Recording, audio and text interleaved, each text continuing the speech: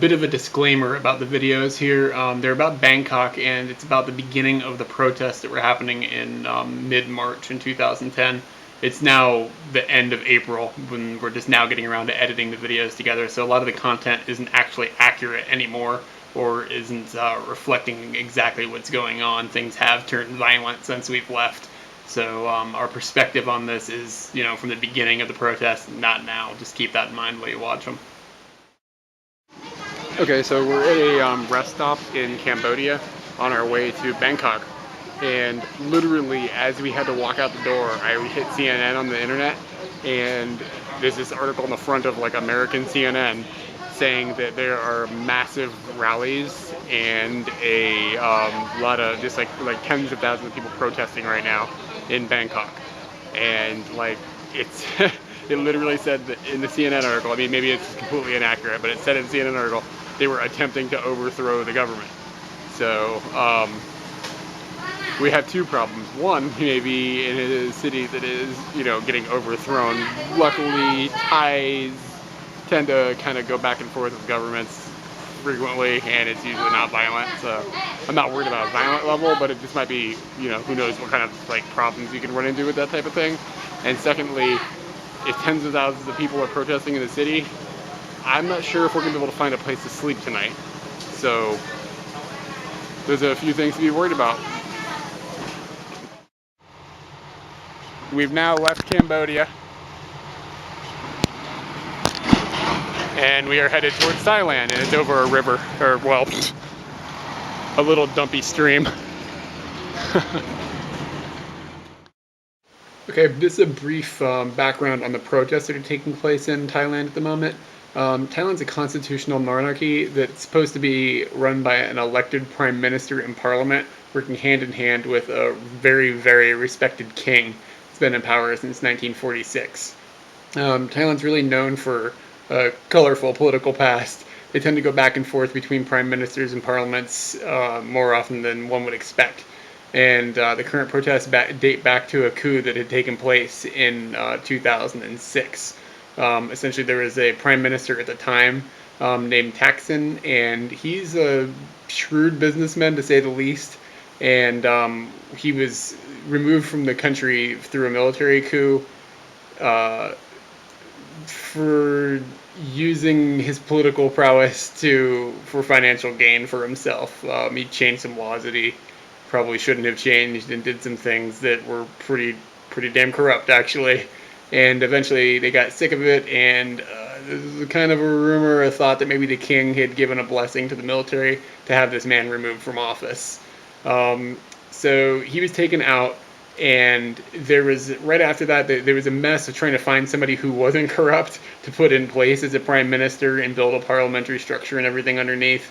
And eventually they did get somebody laid in, and they were just put there. It wasn't like an elected official or anything. I think he was a military leader or something. And the current protests, the people that were pro-Thaksin, which are essentially the redneck population of Thailand, they're really upset that there's not an elected official. They feel like that the person that's in charge now is there undemocratically, which is, I mean, legitimately kind of a legitimate thing to be complaining about. So they're protesting to have elections held, and the current government is not allowing that. I'm not really clear why they're so against having these elections. To me, it seems like a pretty logical solution, but maybe there's a piece of the pie that I really don't understand. But the people that are protesting aren't exactly the highest class people. They're kind of considered lower class. Like I said, they're sort of Thailand's rednecks, for lack of a better term. So that's what's going on, and hopefully this will make a little more sense now. So with all these protests that are going on, we're going to see if we can go up there and find them. We've been kind of on the other end of town, kind of down on in the Sukhumvit area of town, and there's no sign of weird traffic or anything at all strange going on. But the internet last night said that they'd be collecting blood from protesters today, and they were going to pour it all in the street. So it's really bizarre. So we're going to go up there to the government house area and see if we can find these folks. So there's not a whole lot going on over here. We're in the area where all the protests have been the last few days, except for the fact that there are like some dudes dressed up in military uniforms wandering around.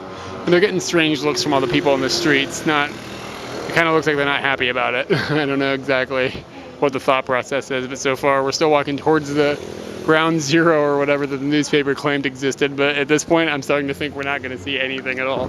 Like it's all dissolved by now, which is really strange because the newspaper yesterday said it would still be going on today and that things would be escalating and this and that. So, but the Thai politics and Thai newspapers are kind of difficult to read between the lines sometimes. So this is like a line of like public toilets that have been set up. You just go in there and stand next to people and do your business. Doesn't really seem to be blocked off once you get inside. The stench is really, really horrible. As you can see, there's more people with red shirts. These are the people that are protesting. Anything red shirts, red flags, things like that. They want the prime minister to give up the ghost and quit. And they say they're not leaving until that happens, which is common way for a prime minister to lose his job in Thailand.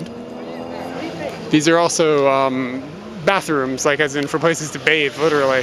People have been in their underwear standing in the street bathing. And it seems like I saw pictures from yesterday. There was a huge commotion yesterday and over the weekend. Seems like it's probably fizzled out a little bit. We did see some riot police, like in full riot gear with like shields, walk by a couple minutes ago. A little further down the road. You can see there's some big speakers set up over here. And there was a big stage set up here where people were, I'm assuming, giving speeches. And then here's some of the riot police. They're wearing pink around their necks. That is the color of the day. Thailand, you see a lot of people wearing certain colors certain days of the week. And what day of the week is it today? Tuesday. It's Tuesday, and Tuesday is Pink Day. So that's Monday's Red Day, I think. I don't know, maybe. Well, yesterday And then there's just looked normal. one of the days is Yellow Days. It's the king's birthday. The king is his royal, yellow is his royal color. But those pink scarves around those riot police is kind of a sign of like unity to the people in Thailand, for a lack of a better term. So they're trying to be peaceful about it, is what they're trying to show. So this place almost has a festival feeling. So we're gonna get some shaved ice from this vendor.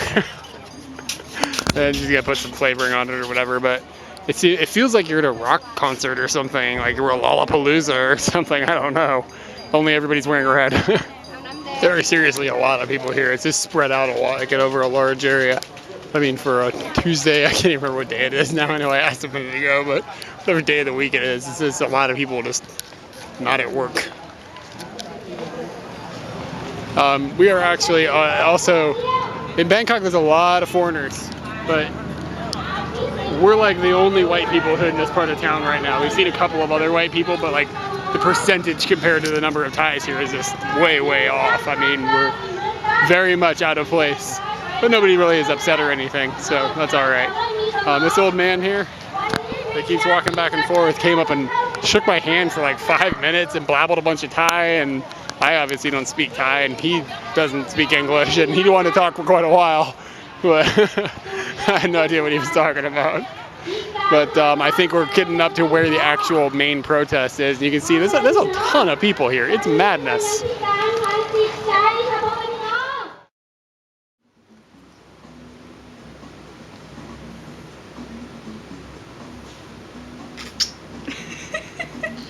I gave birth to a panda.